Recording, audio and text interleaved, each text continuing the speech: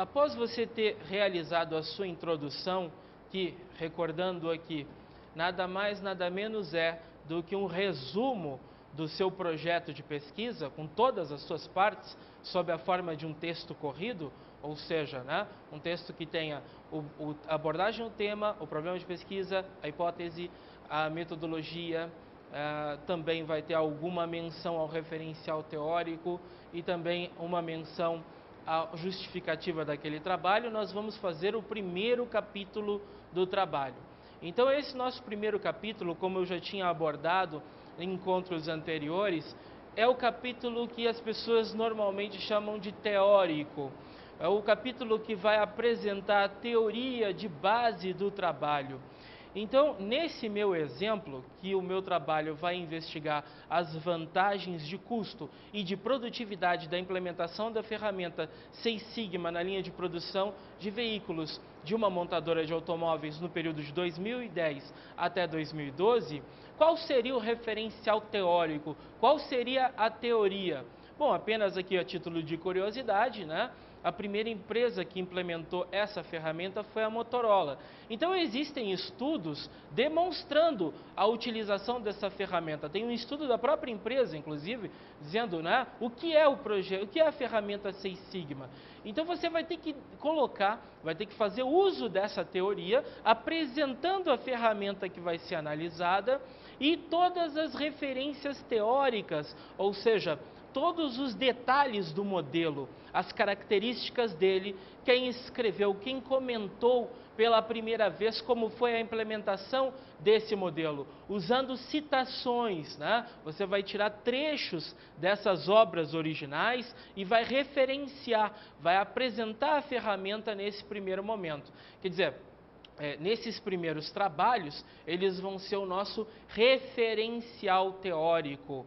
E eles têm que ser os trabalhos mais antigos, dos precursores, né? Daqueles que apresentaram a teoria pela primeira vez. Após você retirar algumas dessas citações, né, fazendo referência e colocando nesse seu primeiro capítulo, apresentando a ferramenta, apresentando a teoria que está por trás do seu trabalho, você pode englobar outros trabalhos mais recentes, de outros pesquisadores, que de repente analisaram o uso dessa ferramenta em outras empresas e tiveram resultados semelhantes ou resultados diferentes. E é essa semelhança e essa diferença que enriquece essa base teórica, porque ela vai demonstrar que as questões não estão bem fechadas ainda, que há um espaço para a gente analisar especificidades, ou seja, questões que são pertinentes a apenas algumas realidades, a algumas empresas, a alguns locais e também a algumas épocas. Assim sendo, é muito importante que você faça essa leitura de todos os trabalhos que buscam, né,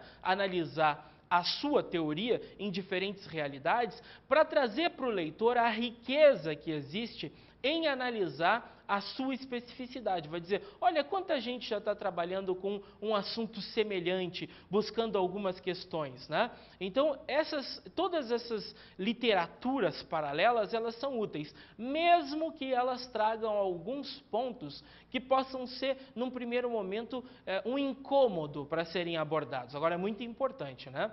Você vai fazer principalmente a apresentação de trechos que favorecem a sua argumentação no trabalho, trechos que lhes são favoráveis, mas você também não vai retirar da realidade, né, algum evento que demonstre que a ferramenta já foi mal sucedida em uma outra empresa. Por exemplo, no nosso caso, isso seria muito interessante, porque a partir do momento que você tem uma ferramenta de gestão, a ferramenta Seis Sigma, e ela foi aplicada para uma empresa com sucesso, primeiro caso, a Motorola, ela foi aplicada em outros casos com sucesso, por que não daria certo na minha empresa?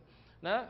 Por um outro lado, se ela não teve os mesmos resultados em outras empresas, daí pode-se abrir um leque de motivos ou de motivações para você analisar o porquê da falha em determinadas circunstâncias. Será que essas circunstâncias estão presentes na nossa empresa, na minha linha de produção de automóveis, na linha que eu estou analisando? Então, esse referencial teórico, ele vai servir para a gente dar base a tudo isso. É muito interessante que a gente tenha uma questão em mente, tá? Antes da gente passar para um terceiro grande aviso desse nosso bloco, eu quero me deter nesse detalhe. Muita gente acredita que o referencial teórico ele está descolado do trabalho, né? Ele é um conjunto de teorias que apenas apresenta conceitos, e por isso quanto mais teorias você colocar lá, melhor. Não é verdade. Você tem que apresentar os conceitos que são úteis para a sua argumentação. Então, você vai selecionar de todas essas teorias, desde os precursores, de quem apresentou pela primeira vez, até aqueles que estão discutindo mais atualmente, você vai selecionar os argumentos que vão consolidar a sua impressão, né, sobre a efetividade dessa ferramenta na sua empresa. E aí sim, né, nós podemos, a partir dessa seleção, fazer uma amarração, né? Como um terceiro passo, nós podemos fazer uma amarração com o próximo capítulo que a gente vai escrever.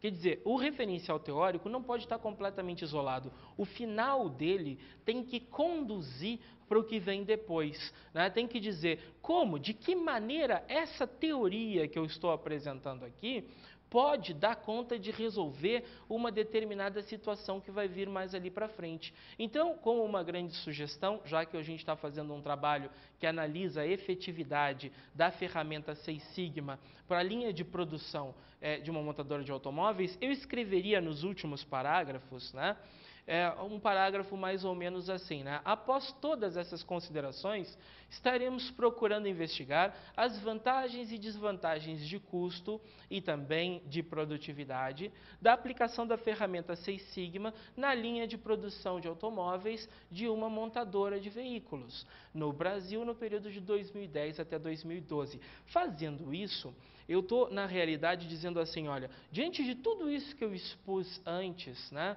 diante daqueles primeiros textos, daquelas primeiras citações da importância da ferramenta Six Sigma para a redução de custos, da importância da ferramenta Six Sigma para o aumento de produtividade, de demonstração de casos, de realidades muito rapidamente, né, em que elas foram implementadas e deram certo, em casos que elas foram implementadas e não deram tanto efeito, não surtiram o efeito desejado, apresentar alguns prós e contras por meio de citações de trabalhos de outros autores. Depois de eu conseguir confeccionar esse meu primeiro capítulo, né, amarrando todos esses conceitos, eu devo terminar este capítulo relembrando o porquê que as pessoas estão lendo esses conceitos todos, ou seja, por que eles serão úteis? Eles serão úteis porque, diante de tudo isso, eu gostaria de analisar se na minha empresa essa ferramenta vai trazer vantagens ou vai trazer desvantagens, e isso vai ser a deixa para a gente escrever o segundo capítulo.